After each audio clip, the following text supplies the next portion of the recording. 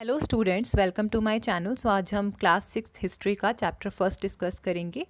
Chapter का name है what, where, how and when. ये चैप्टर आपका our past book first part में से, आवर पास्ट फर्स्ट में से है और इसके हम revision notes and summary discuss करेंगे। सो वीडियो को स्टार्ट करते हैं। मैं कोशिश करूँगी कि इसमें आपको पूरे चैप्टर का कवर करवा दूँ, जितने भी टॉपिक्स हैं। सो स्टार्ट करते हैं, फर्स्ट पॉइंट देखते हैं।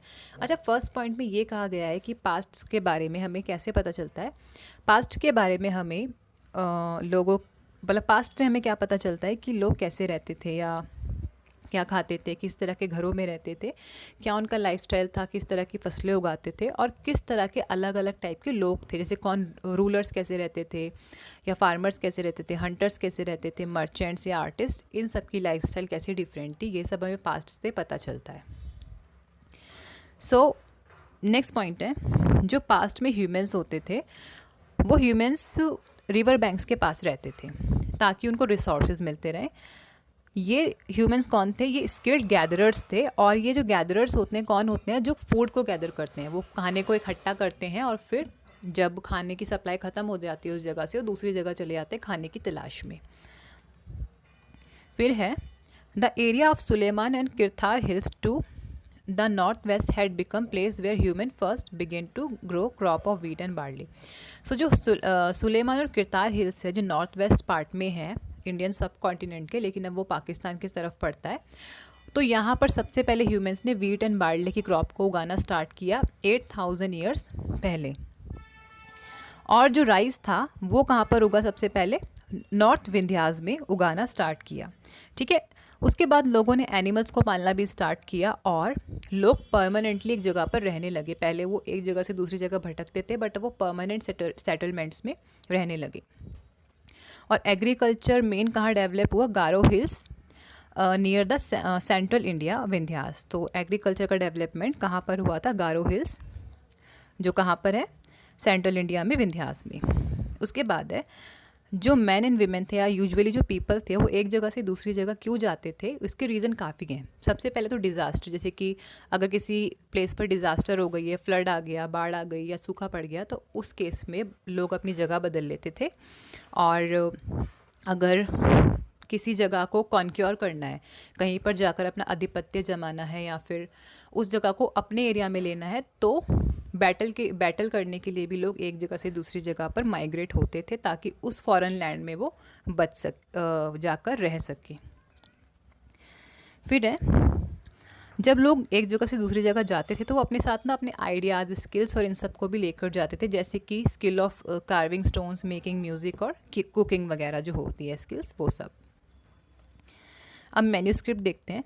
जो मैन्यूस्क्रिप्ट्स होती है ना, वो किस पर लिखी जाती थी पहले? पाम लीव्स पर, या फिर बिर्च बार्क होती है, बिर्च ट्री की बार्क होती है, उस पर लिखी जाती थी। जो बिर्च ट्री है या बिर्च बार्क है, वो कहाँ पर उगते हैं ट्रीज़? हिमालयाज़ में। एंड जो इंस्क्रिप्शंस होती थी वो किस पर लिखी जाती थी? हार्ड सरफेस पे, जैसे कि स्टोन पर या मेटल पर। आपने किले वगैरह कभी घूमने गए होंगे तो देखा भी होगा, वहाँ पर पत्थरों पर कुछ कुछ लिखा रहता है, तो वो it's a kind of inscription.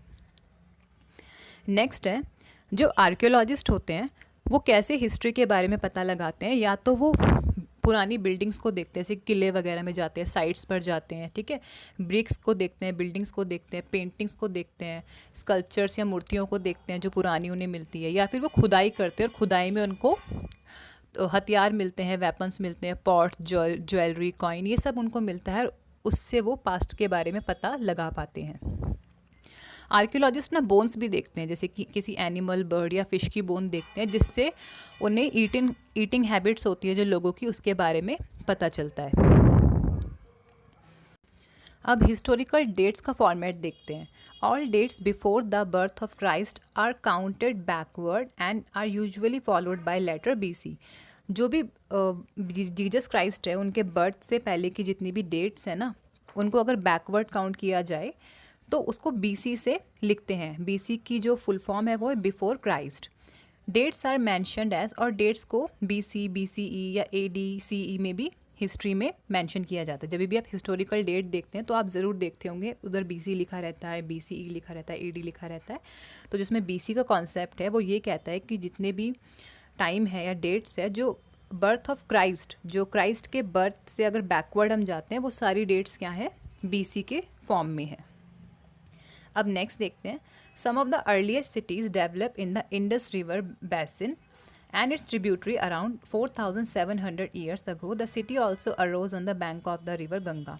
जितनी भी अर्लीस्ट सिटीज़ थी ना, पुरानी सिटीज़ थी, वो कहाँ पर डेवलप हुई, इंडस रिवर बेसिन, जो इंडस, जहाँ सिंधु नदी है, जो वहाँ का जो पूरा मैदान है या प्लेन है, और उसकी ट्रिब्यूटरी जो नदी है उसके आसपास जो अर्लीस्ट सिटीज़ थी वो डेवलप हुई 4700 साल पहले। और the city also arose on the bank of the river Ganga, और गंगा नदी के पास भी काफ़ी सिटीज़ डेवलप हुई। नेक्स्ट है, the area located in the south of the Ganga was known as Magadh. जो एरिया गंगा के साउथ में था उसको क्या बोला गया, मगध, एंशिएंट टाइम में मगधा, ठीक है। It was the powerful kingdom, जो मगध का किंगडम था वो काफ़ी पावरफुल था, और प्रेजेंट डे वो कहाँ पर है लोकेटेड है, वो बिहार में लोकेटेड है मगध। नेक्स्ट है फिर, people travel from place to place interacting and exchanging ideas, it enriches our culture.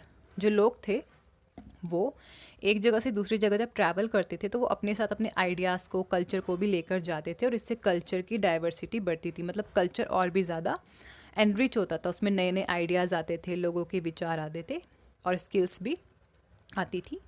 And last point है, our country is known by 2 names, India and Bharat. The world India comes from the Indus and Bharat from the Rigveda.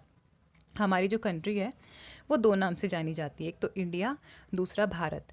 जो India name है वो उसे मिला है Indus से, मतलब Indus से डिराइव हुआ है वो नेम, और जो भारत है वो कहाँ से मिला है, उसे ऋग्वेद से।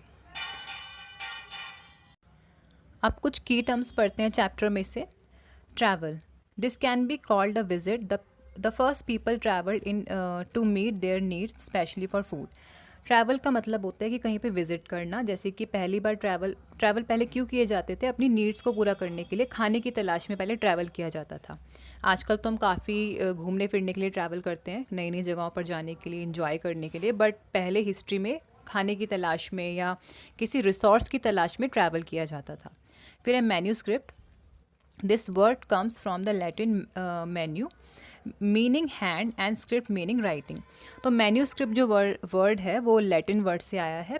मेन्यू का मतलब होता है हैंड, और स्क्रिप्ट का मतलब होता है राइटिंग, मतलब हैंड राइटिंग, ठीक है। दस this manuscript is an ancient testimony return in antiquity on the palm leaves और बार्क।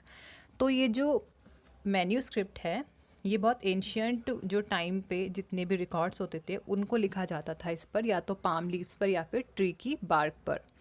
अब इंस्क्रिप्शंस देखते हैं।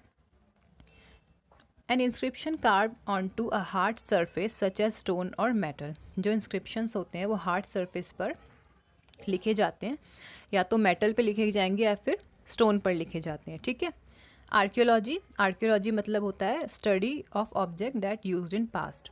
आर्कियोलॉजी में क्या होता है, हम ऐसे ऑब्जेक्ट्स, ऐसी चीज़ों को स्टडी करते हैं जो पास्ट में यूज़ की गई हैं। हिस्टोरियंस कौन होते हैं, हिस्टोरियंस वो लोग होते हैं जो पास्ट को स्टडी करते हैं, जो पुराने टाइम के बारे में पढ़ते हैं, ठीक है, हिस्ट्री के बारे में पढ़ते हैं जो। फिर है डिसाइफरमेंट।